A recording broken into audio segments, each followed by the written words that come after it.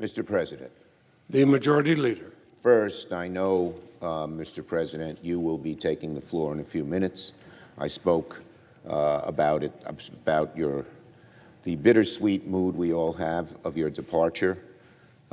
Bitter in the sense that you've done so much for the Senate, for Vermont, for America over the years that we will badly miss you. Sweet because you'll get to spend more time with Marcel, your children, your lovely grandchildren, and you deserve it after all these great years of service. It's one of the most extraordinary records any senator has compiled in the history of this country.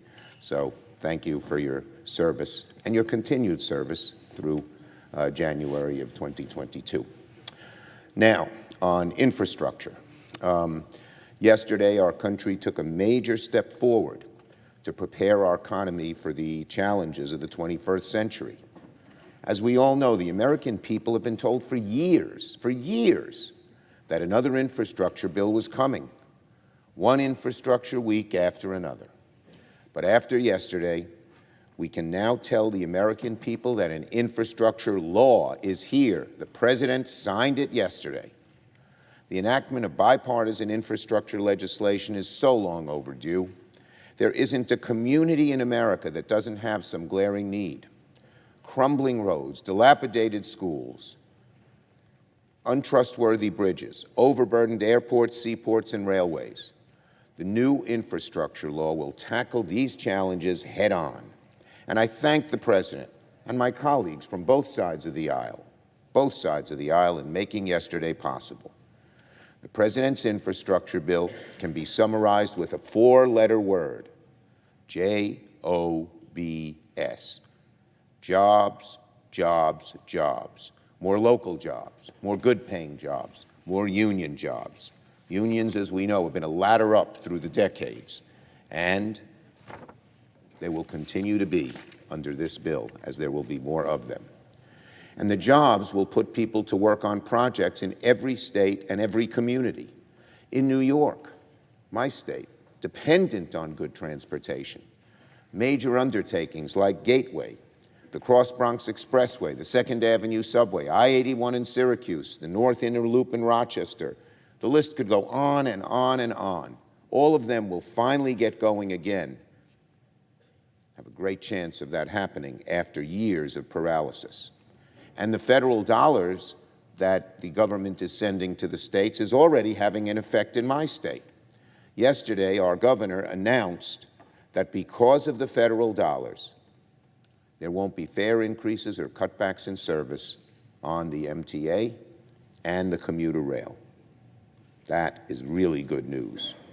Well, what's happening in New York holds true in every other state in the nation. Major projects that have been long awaited have a real good possibility of getting going.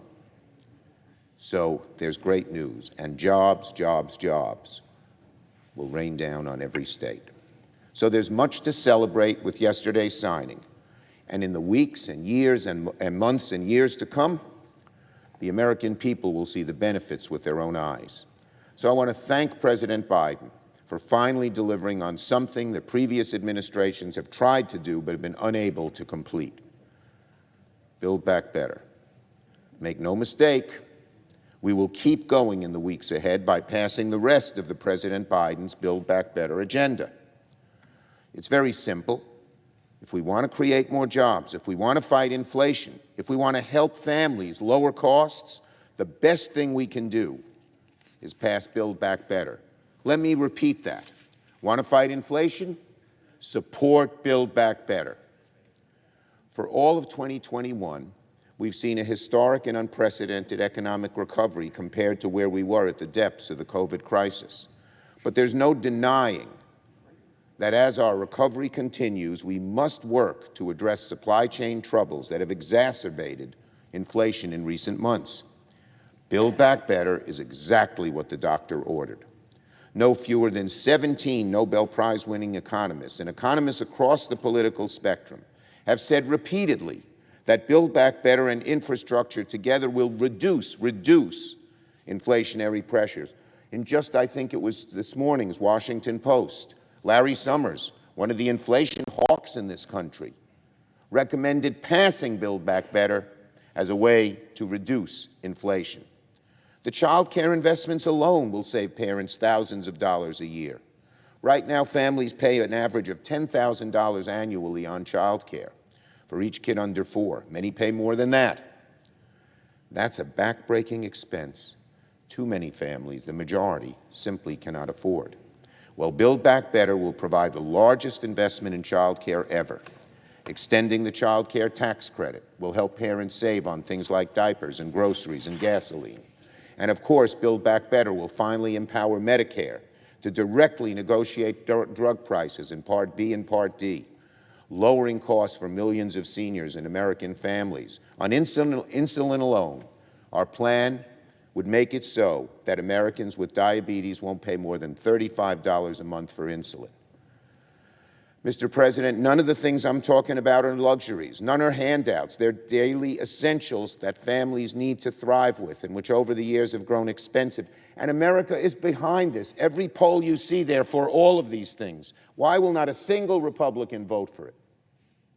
Why will not a single Republican vote to reduce insulin costs to $35? Not a single Republican vote to help Americans with child care. Not a single Republican vote for the best way to reduce inflation, even though they talk about it a lot.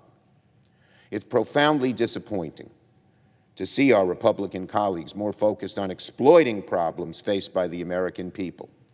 Just recently, my colleague, the junior senator from Florida, told Americans precisely how he feels about the rising costs, inflation costs faced by families. His quote, "It's a gold mine for us." It's a gold mine. That's what the Republican junior senator from Florida said. How cynical, how low, how wildly out of touch is that? The same Republicans who spent years under Donald Trump cutting taxes for the wealthy are now opposing relief for the middle class and cheering for costs to go up. I hope the American people remember that. Democrats are fighting to pass legislation to lower costs. Republicans, on the other hand, think inflation is, quote, a gold mine, unquote, for them and are rooting for prices to go up. These are the same partisan, short-sighted games that have frustrated American families who've increasingly wondered who in government is looking out for them. Well, yesterday, Americans got to see one shining example of what can happen when elected officials do look out for them. Build Back Better is another opportunity to do the same, and we will not let up until we pass Build Back Better and keep our promise to recapture that sunny American optimism that has long been the key to our success.